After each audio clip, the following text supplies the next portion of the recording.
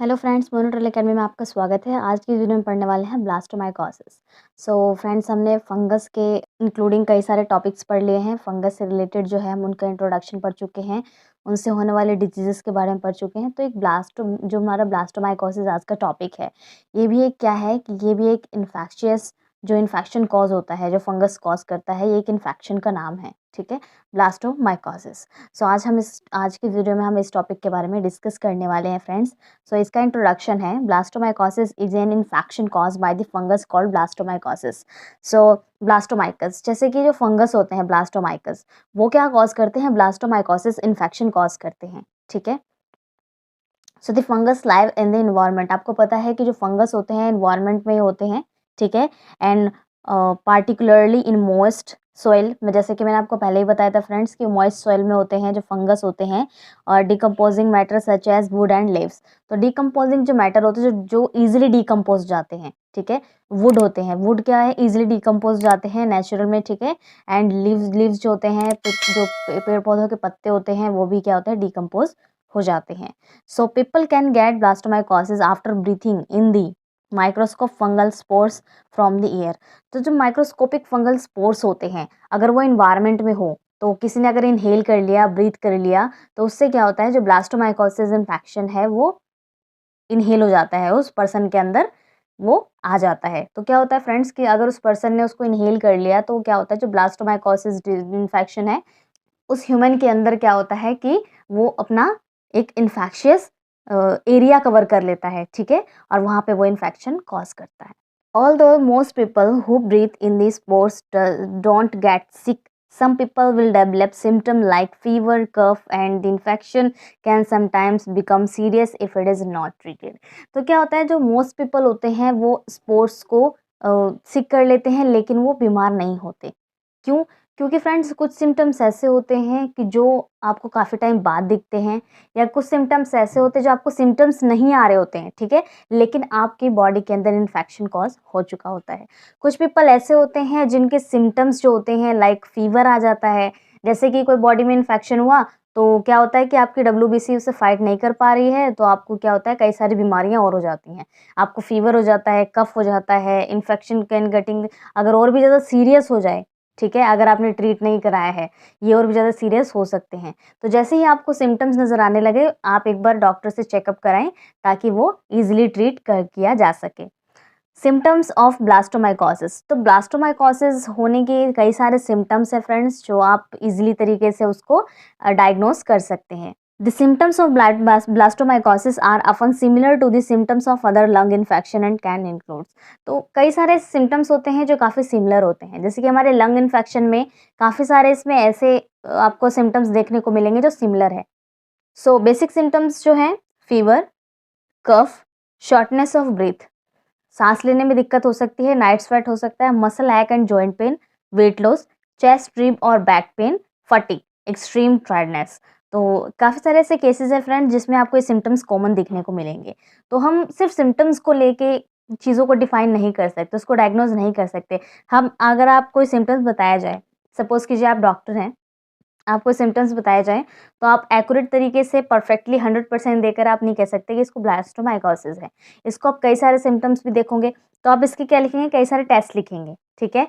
तो सपोज़ कीजिए आपने कुछ ऐसे टेस्ट लिखे हैं जो आपको हो सकता है कि ब्लास्टोमाइकोसिस का भी एक ऐसा है, जो अगर ये इन्फेक्शन कर रहा है, लंग्स में इन्फेक्शन कर रहा है, कहीं पे भी इन्फेक्शन कर रहा है, ठीक है? तो आप उसके टेस्ट लिखेंगे, टेस्ट अगर पॉजिटिव आता है देन उसके डायग्नोज़ होंगे, ठीक है? एंड ट्रीटमेंट चलेगी। Some people with blastomycosis may also develop skin lesions such as rash, bumps, blister और अल्सर। तो फ्रेंड्स, अब जानते हैं कि कुछ पीपल्स ऐसे होते हैं जो ब्लास्टोमाइकोसिस जिनमें डेवलप हो चुका होता है, इनमें स्किन लेशंस होने शुरू हो जाते हैं, क्योंकि क्या होता है कि जो ब्लड सर्कुलेशन में है, ब्लड सर्कुलेशन में आने के बाद जो इन्फेक्शन है, वो क्या होता है, स्किन में घाव बन जाता है, ठीक है। और ये क्या करते हैं, ये रेज्ड करते हैं, बम्प्स रेज्ड करते हैं, ब्लिस्टर्स ऑन अल्सर, जो अल्सर होता है उसमें ब्लिस्टर्स भी होते हैं और अल्सर भी हो जाता है। सो फ्रेंड्स, अल्सर का केस आपने देखा हो कि अल्सर किस तरीके से होता है, जो हमारा अंदर स्टमक होता है, स्टमक की जो एक लेयर होती है, वो क्या होती है, वो एसिडिटी, ज़्यादा एसिडिटी की वजह से वो लेयर जो है डैमेज हो जाती है, जिसकी वजह से अल्सर कॉज़ होता है। तो क्या होता है फ्रेंड्स कि ये ब्लास्टोमाइकोसिस के केस में भी हो सकता है। तो symptoms of blastomycosis usually appear between 3 weeks and 3 month after a person breathe in the fungal spores. अगर किसी पर्सन ने फंगल स्पोर्स के इन्वायरमेंट में, माइक्रोस्कोपिक इन्वायरमेंट में उसने क्या किया है, ब्रीथ कर लिया है, सांस ली है, तो जो अपीयर होगा, सिम्पटम्स अपीयर होगा, या आप कह सकते हैं कि जो ब्लास्टोमाइकोसिस अपना सिम्पटम्स अपीयर करेगा, वो 3 सप्ताह से 3 महीने का टाइम लग सकता है। सो फ्रेंड्स, अब हम पढ़ेंगे सीवियर ब्लास्टोमाइकोसिस। तो एक तो नॉर्मल ब्लास्टोमाइकोसिस है जिसमें आपको सिम्टम्स होंगे, ट्रीटमेंट हो सकती है, लेकिन सीवियर ब्लास्टोमाइकोसिस क्या होता है? So in some people, particularly those who have the weakened immune system. आप जानते हैं फ्रेंड्स कि जो वीक इम्यून सिस्टम होता है जिनका, उनको बहुत काफ़ी ज़्यादा प्रॉब्लम होती है किसी चीज़ को डायग्नोस करने की, क्योंकि आपका इम्यून सिस्टम अगर पहले से ही वीक है, आप पहले से ही वीक हैं, उस चीज़ से फाइट नहीं कर सकते, तो आपको अदर और डिजीज़ होने के चांसेस बढ़ जाते हैं, और आपका इम्यून सिस्टम रिस्पॉन्स नहीं करता, तो आप जो 1 महीने में ठीक हो सकते थे, आपको 6-7 महीने लग जाते हैं ठीक होने के लिए, ठीक है? क्योंकि आपका इम्यून सिस्टम वीक है। So blastomycosis can spread from the lungs to other part of the body. तो सपोज कीजिए कि अगर आपका ब्लास्टोमाइकोसिस सिम्टम्स जो है, या आप कह सकते हैं इन्फेक्शन जो है, अगर लंग्स में कॉज हुआ है, तो लंग्स से स्प्रेड आउट होके अदर बॉडी पार्ट्स में भी जा सकते हैं, क्योंकि आपका जो पूरा बॉडी पार्ट है, पूरा बॉडी सिस्टम जो है, वो हर जगह सर्कुलेट होता है, ठीक है? ऐसा नहीं है कि ऑर्गन जो है वो सेपरेटली पैक्ड है, तो उसका जो डिजीज़ है वो अदर ऑर्गन में नहीं जाएगा, ऐसा कुछ नहीं है फ्रेंड्स। जो ब्लड है, अगर ब्लड सर्कुलेशन में आ जाता है फ्रेंड्स, तो पूरी बॉडी में जाता है। अगर आपके बॉडी पार्ट में किसी एक ऑर्गन का इन्फेक्शन हुआ है, तो वो अदर ऑर्गन्स में भी जाएंगी, क्योंकि आपका पूरी बॉडी सर्कुलेशन कनेक्टेड है एक दूसरे से, ठीक है? So bones and joints and the central nervous system, the brain and spinal cord. तो ये अगर स्पाइनल कोड तक पहुंच गया फ्रेंड्स, ब्रेन तक पहुंच गया, तो ये बॉडी पार्ट में ईजिली कहीं भी चला जाएगा, और स्पाइनल कोड तो आपको बहुत ही मेन पार्ट है, तो अगर वहाँ से आपको कुछ गड़बड़ होती है, तो फ्रेंड्स बहुत ज़्यादा दिक्कत, प्रॉब्लम हो सकती है। तो इसलिए इसको सीवियर ब्लास्टोमाइकोसिस कहा गया है, ठीक है? तो सबसे मेन पार्ट जो है डायग्नोसिस एंड टेस्टिंग है। सो डायग्नोसिस एंड टेस्टिंग के लिए हम क्या करते हैं, जो हेल्थ केयर प्रोवाइडर होते हैं, usually medical and traveller history, symptoms, physical examinations and laboratory test to diagnose the blastomycosis. तो बेसिकली क्या होता है, हेल्थ प्रोवाइडर्स होते हैं फ्रेंड्स, जो यूज मेडिकल्स होते हैं, एंड ट्रैवलर हिस्ट्री होती है, उनके सिम्टम्स जो होते हैं, तो ये हेल्थ केयर के प्रोवाइडर्स जो है, ठीक है, ये मेडिकल जो ट्रैवलर हिस्ट्री होती है ये लेते हैं, एंड फिजिकल एग्जामिनेशन करते हैं बंदे का, ठीक है, और डायग्नोस करते हैं ब्लास्टोमाइकोसिस। तो they will likely test for blastomycosis by taking a blood sample और a urine sample and sending to a laboratory. तो हम ब्लास्टोमाइकोसिस के लिए बेसिकली हम ब्लड सैंपल लेते हैं और यूरिन सैंपल लेते हैं, और लेबोरेटरी में टेस्टिंग के लिए सैंपल को हैंड ओवर कर देते हैं। So health care provider may do images test such as chest x-ray, CT scan, lung. तो लंग जो होता है फ्रेंड्स, लंग्स के लिए क्या करते हैं, हम सीटी स्कैन या चेस्ट एक्सरे करवाते हैं। उसमें जो आपका एक्सरे निकल के आता है, अगर आपको फंगल इन्फेक्शन हुआ है, तो वो जो जगह है, वो एरिया है, आपको ब्लर दिखेगी, ठीक है? ब्लर इट मीन्स थोड़ी क्लाउडी क्लाउडी दिखेगी, धुंधली दिखेगी, कुछ अलग दिखेगी, ठीक है? तो उससे भी हम पता लगा सकते हैं कि आपके चेस्ट एक्सरे में, सीटी स्कैन में ब्लास्टोमाइकोसिस डिजीज आया है कि नहीं आया है, ठीक है? They may also collect a sample of fluid from the respiratory tract, airway, or perform a tissue biopsy in which a small sample is affected tissue is taken from the body and examined under a microscope।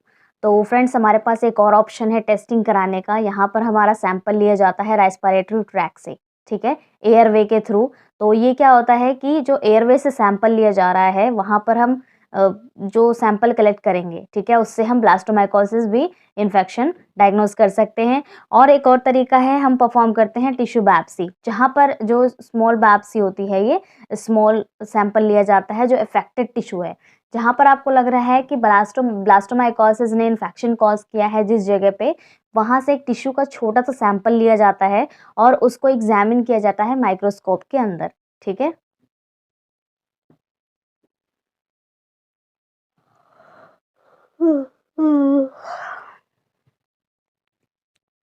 Laboratory Laboratories may also see if blastomyces will grow from body fluid or tissue. This is called a culture.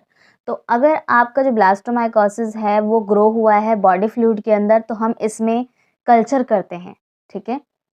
जो आप diagnosis करेंगे laboratory के अंदर तो उसको culture कहा जाता है। कल्चर की जो वैल्यूज़ है फ्रेंड्स, जो अगर आप ब्लड कल्चर कर रहे हैं तो ब्लड कल्चर आपको 5 टू 6 डेज़ में उसकी रिपोर्टिंग मिलती है, क्योंकि इसमें काफ़ी टाइम लग जाता है। अगर कोई बैक्टीरिया ग्रो करवा रहे हैं आप, ठीक है?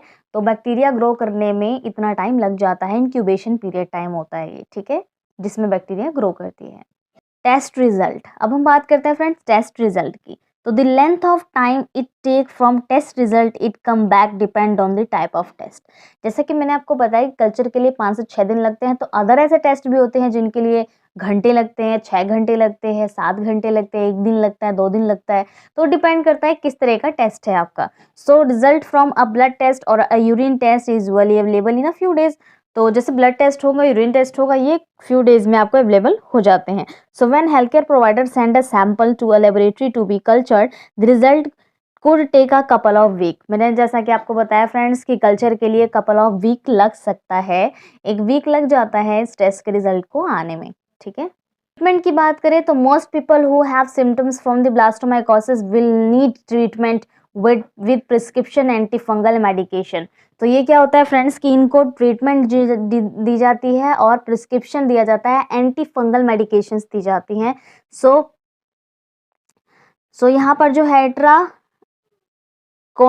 Itraconazole is a type of anti fungal medicine that is typically use to treat mild to moderate blastomycosis. तो माइल्ड और जो मॉडरेट होता है, ठीक है, हम सीवियर नहीं कह रहे हैं, माइल्ड और मॉडरेट जो हमारा ब्लास्टोमाइकोसिस है उसको हम एंटी फंगल मेडिकेशन के थ्रू भी ठीक कर सकते हैं। सो